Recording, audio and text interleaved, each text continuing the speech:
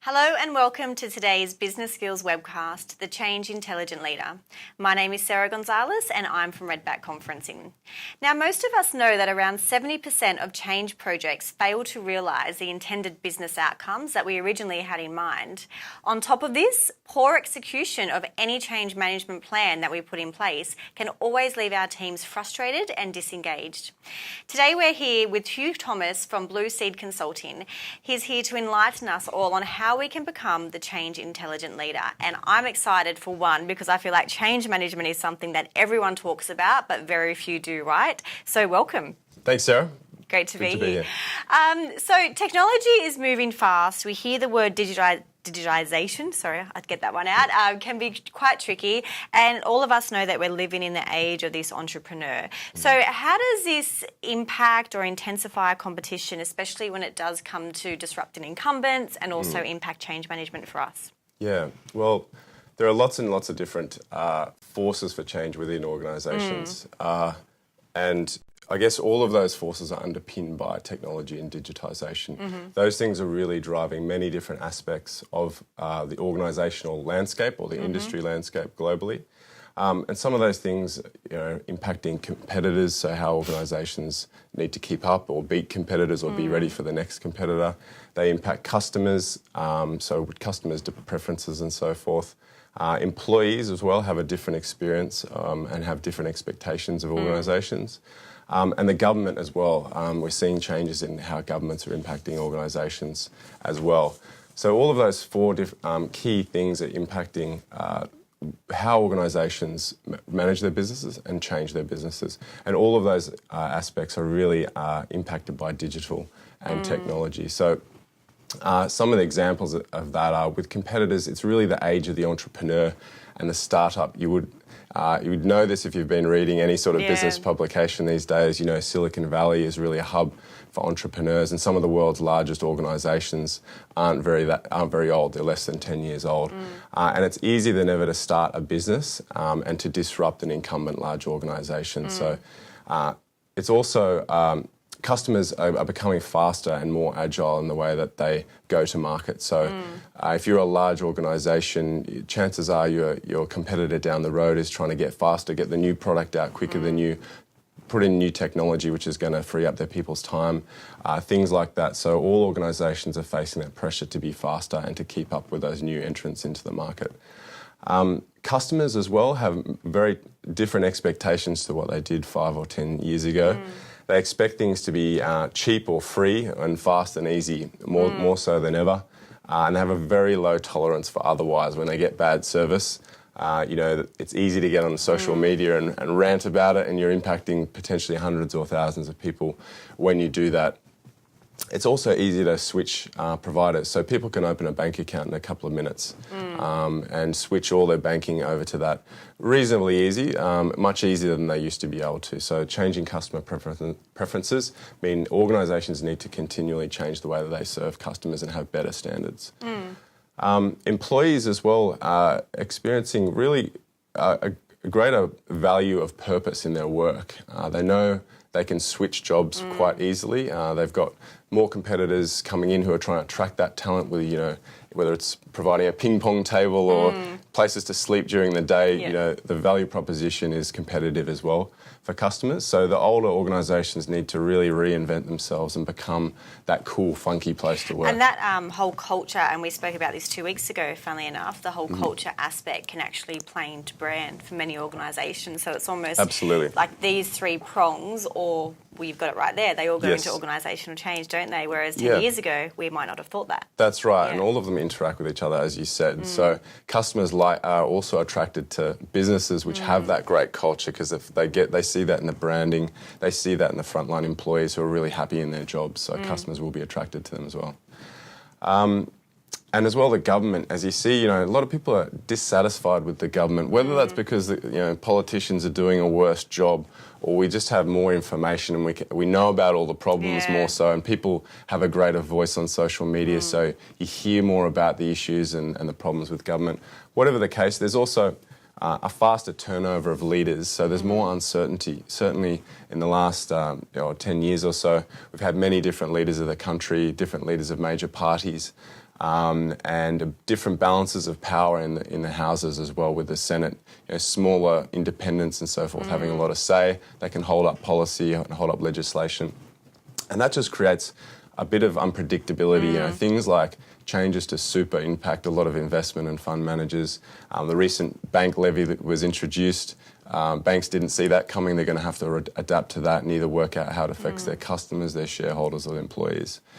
So there's a lot of volatility. So the key term which underpins all this that we refer to and is often referred to as VUCA, which is VUCA, a volatile, uncertain, complex and ambiguous environment. It sounds really like end of the world. Sounds when a bit scary. It like that. It can be a bit scary, but what we believe, at Blue Sea, what we believe is we accept that and we just work out, well, what do we as individuals need to do to cope with that, to not freak out, to not stress and accept that it is really uncertain and just adapt to that.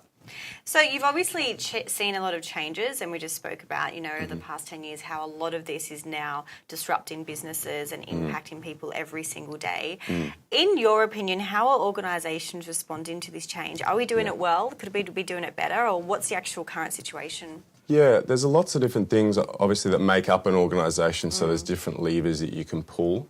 One example is people and culture. What we're seeing in organisations is trying to get people more comfortable with that change, as I said, and adopting more agile mindsets. So where they're ready for change at any moment, they're constantly adapting, constantly shifting directions, and also adopting design thinking. So design thinking is a huge phenomenon at the moment within organisations, trying to get people to think more about, or what's the experience our employees are going through and our customers and stakeholders, and designing changes around those people. So they're really getting real-time feedback from them and they can quickly course correct to continually meet people's changing needs. And as well, as I said, we touched on cultures of organisations. Large organisations need to continually reinvent and evaluate and change their employee value proposition so they continually attract and retain talent. And all these factors, people and culture, they're so powerful within organisations. And it's often said that culture eats strategy for breakfast. That's how powerful it is. So it doesn't matter what you're trying to do. If the culture doesn't get on board, then you won't achieve it. But it is hard to influence and it takes time and it's incremental, and leaders play such a big part in it. And this can be quite difficult within, you mentioned before, startup organisations, and they come out with this mindset and they've got this culture, they've got the ping pong table, they've got the right people and they know who they want to hire. But it is what we're talking about today for organisations that are quite set in their ways. How difficult is that? Do you think they really struggle with it, or are we getting better at it? They do struggle. I think it takes time, but they need to look at the whole organisation as a system. Yeah. But you can't just change the culture probably without changing some systems and processes and the model of how everyone works together. So that's really the key, I think. When you're going to implement change, you need to think about how it impacts all the other parts of the system. Do you think traditionally, and I might be going ahead a little bit here, when it does come to change management, we tend to operate in silos and we don't really think of this, so it's very me, and my department? We can do, and we have to respect that to an extent, because each department, each team may be impacted in different ways. You could implement a new operating model and there could be 50 teams impacted, and they could for different reasons. So they need to understand, okay, well, how does this affect us? How does it affect me, my team, what they're going to do each day? And that's what we try and help organisations do, is teach those leaders, the middle managers and the frontline employees, how to actually work out what it means for them and what they're going to do differently. Okay, so back to this then. So the operating model efficiency, what's that all about? So an operating model, it refers to lots of different parts of an organisation and how they work together. It can be the org structure, but it's also how all the different parts connect. And what was working and what got you to where you are today isn't necessarily what's going to get you to tomorrow. When there's changes in perhaps a geographic market where you were getting revenue from, maybe different today than it was yesterday. And you may have new technology which can enable you to work more efficiently. You might be able to outsource things. Every Sunday night when I'm ironing my shirts for the week, I sometimes think, oh, maybe I should outsource this to the dry cleaner and just get that done. Just once. But I think about it, well, it might save me half an hour of time, but what am I going to do with that half an hour? Is it going to be valuable for me to do that, or am I just going to sit there and watch TV and maybe I should just be ironing my shirts and save the money? So you have to constantly evaluate what's best for you right now, and if you make that change, how does it impact other aspects of your organisation? I really find technology interesting here because I think you're going to talk a bit about that, but I find, speaking to people and even own experiences, a lot of people think that technology is going to make their life a lot easier, but sometimes it's not always the case, is it? No. And it can be for various reasons. Yeah. A lot of the time, within organisations that I'm working with, I've helped many organisations implement new technology into their organisation, and usually there's a collective sigh when you say, we're implementing a new system. But I think there's two different ways to see change. One is that it's a process, and the other is that it's an outcome. And often we don't like the change process. For example, if I said to you, hey, Sarah, tomorrow you're going to have to move house, you might scratch your head and go, what? Do I have to do that? I have to go and look for a house? But if I tell you and focus you on the fact that it's going to be a bigger house, or it's got that extra bedroom, maybe a water view, and then you finally get into that house, you're going to be pretty happy there if it's exactly what you wanted and it's going to be better for you. And I think that, just as you said that really resonated with me, the whole concept of, a lot of people, when change happens, they're so reluctant to change, but we tend to justify it or, describe why it would be better, or we don't actually tell them about the outcome. We sort of just almost argue about the process and why they should be doing it, don't we? Yeah, it's kind of just hitting your head against a brick wall. And so I think that's why what our leaders need to focus on is really what's the benefit of that technology or the change? How are my people impacted? And have that really good vision for the future. If you can focus everyone on the long game, where we'll be at in the future, not just the sort of tough process. Because running a marathon is really hard. It's going to be painful and exhausting, but people still do it because they want the satisfaction of completing it and the better fitness or whatever the results from it. So there's sort of four of the key elements, and I think what many organisations are doing at the moment, how they're responding is impacting all of those. They've got projects and changes in the pipeline which impact all, and that is a good way to make sure the whole system is aligned. So managing it as an enterprise transformation, and that's particularly the case for significantly disrupted industries. The media sector, for one, is a big example which comes to mind. They're really in a fight for survival with Netflixes and the free content print competing with print media and so forth. But also even banks have an ongoing transformation. Even though you might think they're in a quite comfortable position, there's a constant threat of fintechs, new startups coming. Customers are still pretty unhappy with banks, don't necessarily see them in a positive way. So they have an ongoing transformation as well, really just to ready themselves for the future. Yeah. And if anyone does have any questions about the specific situation that you're in at the moment, or maybe some comments about change that your organisation has recently gone through, please type it in the chat box. I've got the iPad right next to me, so I'll see any questions come up, and then we can really pick Huw's brain, especially as we go to the next bit. So, this is all about leadership when it does come down to it, and, being that leader that does stand out from the rest throughout change management processes. Do you think that we're doing a good job of guiding people through these? Because I think sometimes, there is a big pat on the back when something works out right, but, some change management process could result in something amazing and then all your team leaves. Yes, I think, we've all seen that, I think, and as you said, 70% or so of change efforts do fail to realise their intended outcomes.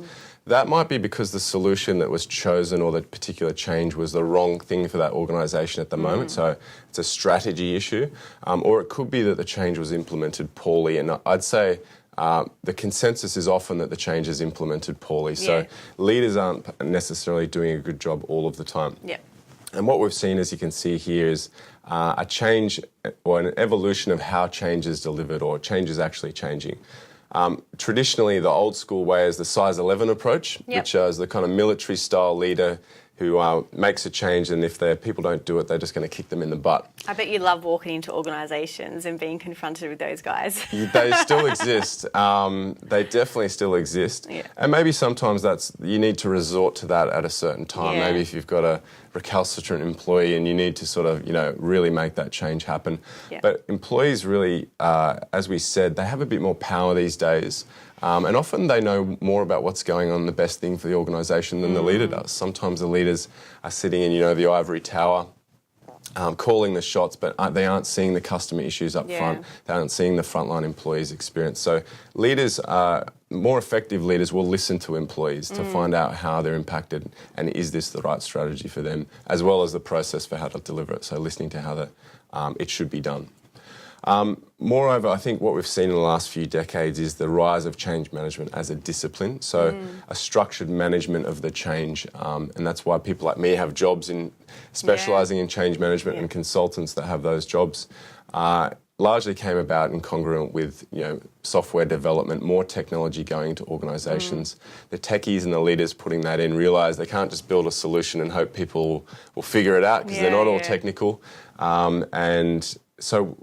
But there needed to be a structure there to help people understand how to use those new systems, new processes, new ways of working. So change management was born as a discipline. Yep.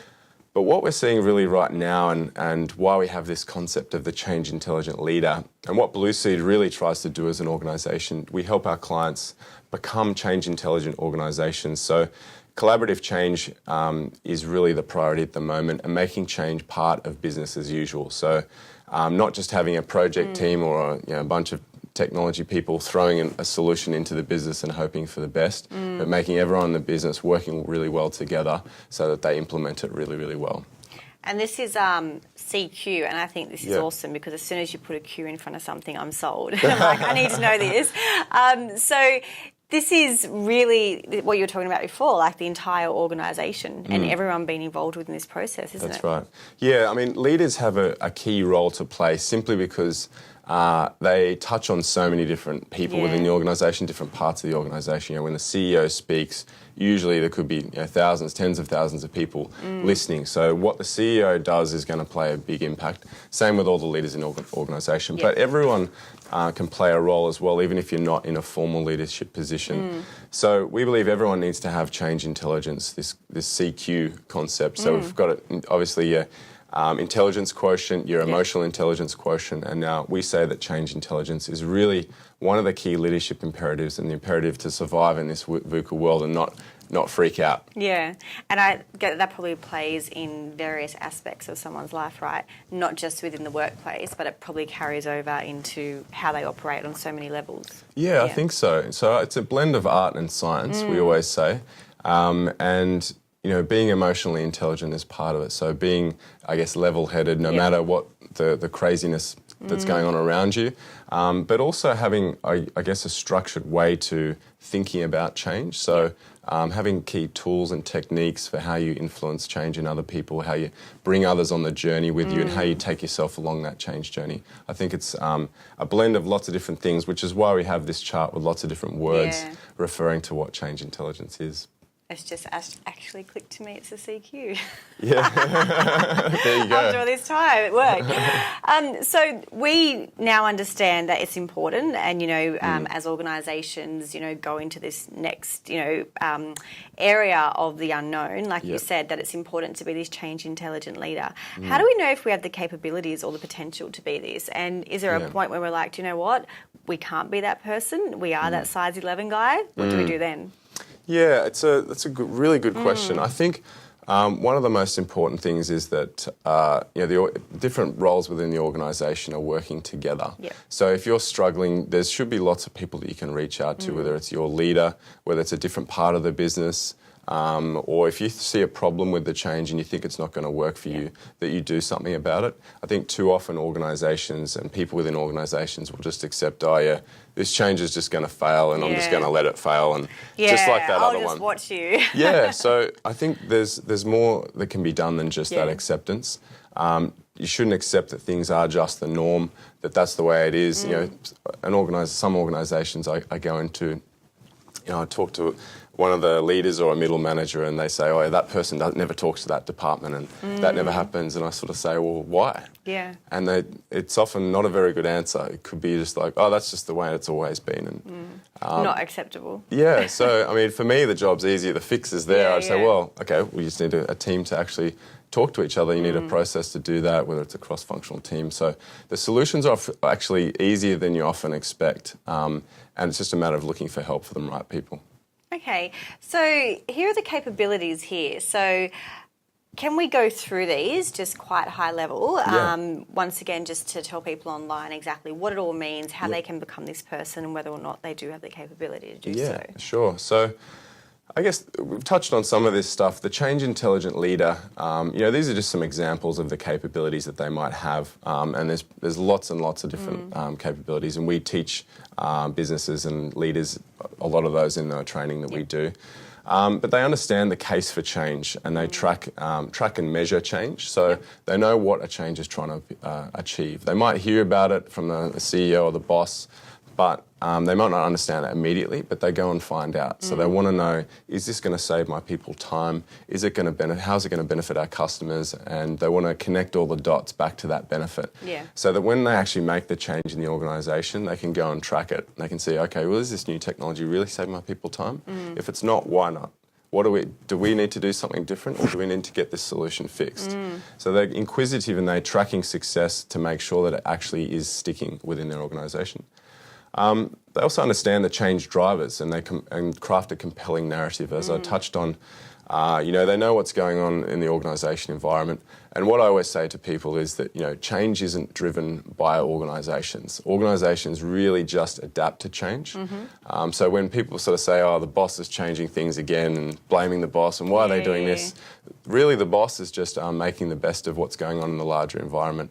We're in a state at the moment globally where, a 19-year-old Harvard University dropout programming in his dorm room can actually do something which, a few years later is going to be impacting billions of people on the organisation and changing the way we live our lives and changing the way we connect. So that's how, compelling the environment is at the moment. I'll ask you something a little bit off topic then. Do you feel like, going back even to university or high school, we all, change management, internal, external influences. Do you think disruption is just the new word for change?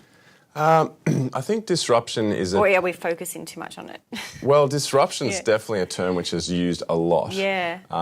People say, I'm going to disrupt this, I'm going to disrupt that, I'm going to disrupt this room as they walk into it. It could mean anything, but I think it's really, it's just a catalyst for change, effectively. Change, as I said, it's a process, it's an outcome, it's an adaptive process as well as a driving force. And disruption is kind of really a trigger for that. I think it's really a trigger for the change process and what you do in response. Okay. So as a leader, if you want to be this person, here are the capabilities. Yes. As an organisation, so communicates top down, bottom up. Is that something... Are these things set in stone, or do you only have to have one or two of them? Some may be more important for an organisation than others. There's no prescriptive response. I'd have to go and have a look at the organisation. You have to go and consult. Yeah, exactly. I do ask questions before just drumming this home. But it varies. But I think as an organisation, it's hard to just create a change intelligent organisation without creating change intelligent leaders. You need to start at the top, but you also need to look after the people in the middle. And often they're the forgotten people, the team leaders, the managers of people on the ground, as well as the frontline employees. So we need to listen to them and give them the skills and knowledge to actually be good at change and to actually make it stick, because leaders can actually make a change happen. But it's really the frontline people, the team managers, who are going to decide whether it actually sticks in the long term, or they just go back to their old ways and start doing it the old way, or finding a workaround, or putting dodgy data in the system or whatever. So it's about just involving them in the process and trying to give them the skills as much as possible. So I think a lot of these things, the capabilities of change intelligent organisation, are how you know that your change intelligent leadership is doing a good job. And encouraging those people in all levels of the organisation to play a role in it. So change is everyone's job. Okay, we've got a question from Alan on this slide, so we'll get to this now. What happens if you don't have a change intelligent leaders within change intelligent organisations, or vice versa? So that's quite interesting, because you've got these two in an ideal world within the change, can I just call it CQ organisation? You've got a CQ leader. But what if they're not fitting? And what if, is that where more change has to happen?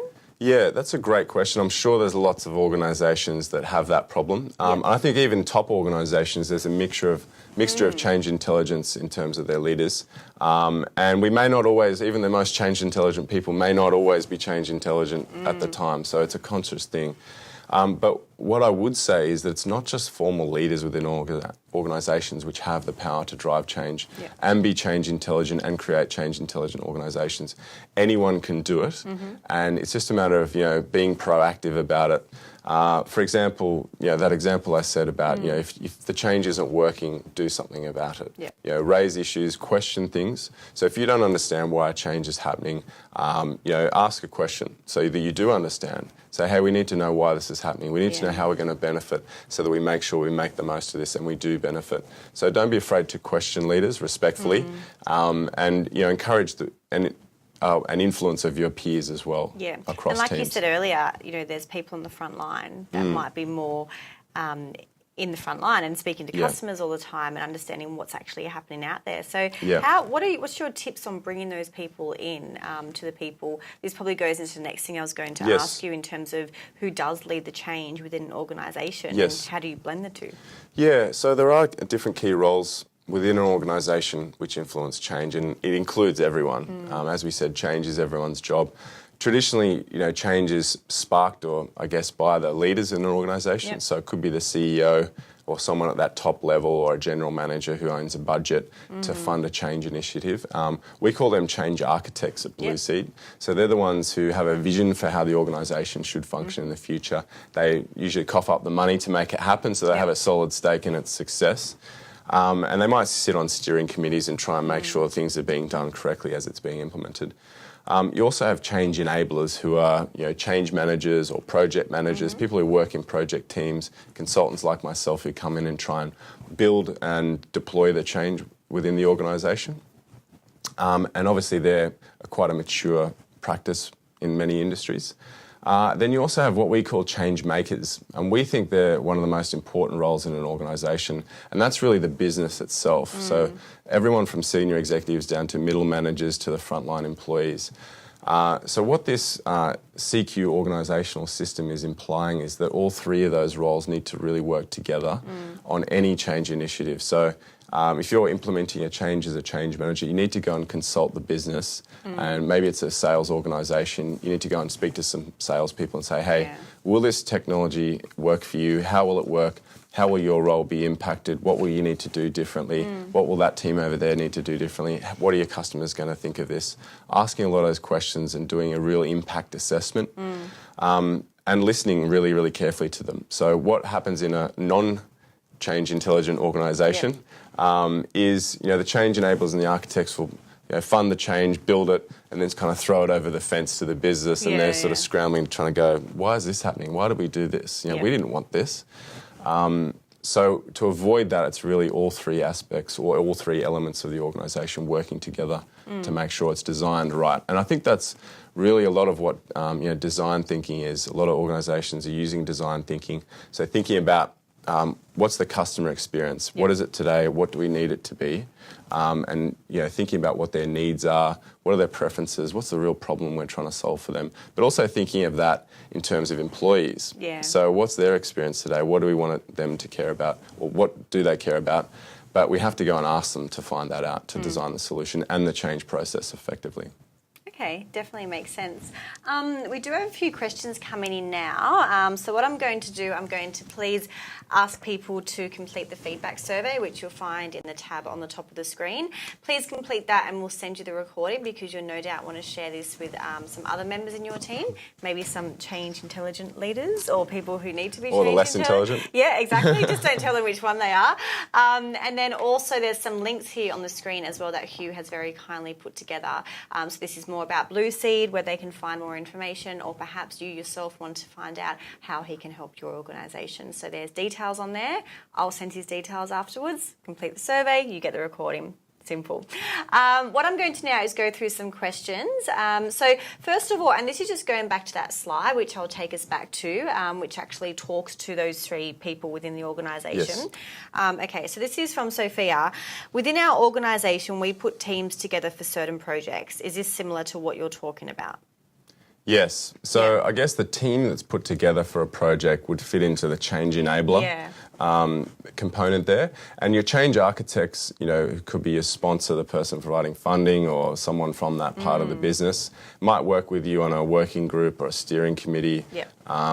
So what we're also saying is, yep, that's great. Have your project team. They're important to either build a software or system or design a new operating model, whatever the case may be that they're delivering. But involve the business leaders. So whether it be a regional manager of a sales team or a state manager or, whatever the impacted workforce is, involve key people who really understand the customer, understand the people who are affected, and involve them in the design of the solution, involve them in how the change is implemented. So usually change managers will come up with a plan to implement how they're going to communicate the change, how they're going to train people, how they're going to engage people. But before you do that, you want to ask your business leaders, your change makers, what's going to be the best process for you to make sure we get the right outcome.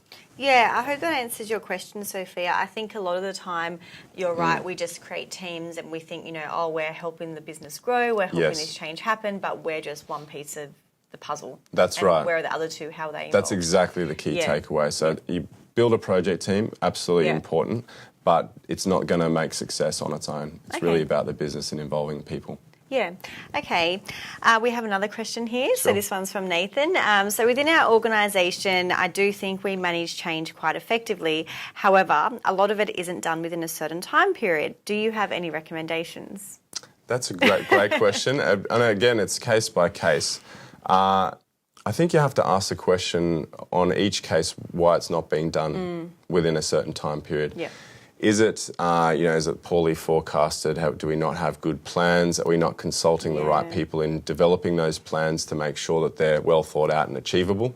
I think all objectives have to be SMART, so specific, measurable, achievable, realistic, and have a time attached to them. So sometimes I think organisations can be very ambitious. My experience is they underestimate sometimes how long it takes to adopt a change. So they might underestimate the time to actually implement. So sometimes we build the solution on time. You have a good project manager who's really good at that, but people won't adopt it immediately, and it takes them more time because it's really complicated. They need to take time to learn it. They need to take time to practice with a new system or practice in the new process. And then they might need more support after they've had a go at it. So I think there's no simple answer to the question. But it's more of an internal thing that might need to be... But I think one statistic I've seen recently is, I hope I don't misquote it, but I think it was projects that have effective change management are 6 times more likely to finish on time to budget and within the scope. Agreed. So I think change does have a big impact on time and schedule. So if it is done well, most people are happy, plans are really well thought out, and it should go according to plan. Yeah, and I think they probably feel like they've got the support of other people within the organisation then, don't they? Yeah, exactly. And final question from Monique. So if you do have any questions, please get them through now. Our organisation is quite reluctant to change. What are your tips? Do you think that we should actually survey people within our organisation about what we need to change, or do we leave it to top managers? That's a good question as well. They're all really good questions. I think I like the idea of a survey. Maybe how you go about it would be the key. I think the reason I like surveys, they may not always be the right way to go about it, but at least it's asking for input. And it's putting onus on people to say, hey, you want a better organisation, or we want to do this for you. So you, the change makers out there, we care about what you think, and we're going to design something which is going to impact it. Where sometimes organisations fall down is that they fail to actually deliver on what the employees are telling them. So everyone's done a survey or an engagement survey.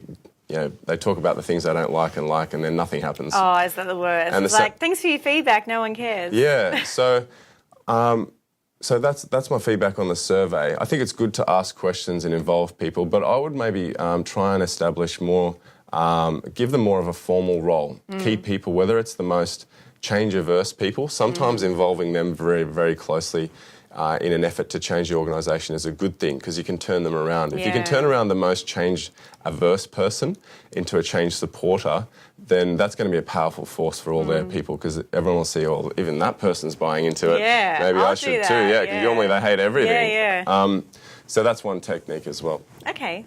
Well, that does bring us to the end. So thank you very much. I've got your details up on screen now. Like I said, we will send through the recording within 48 hours.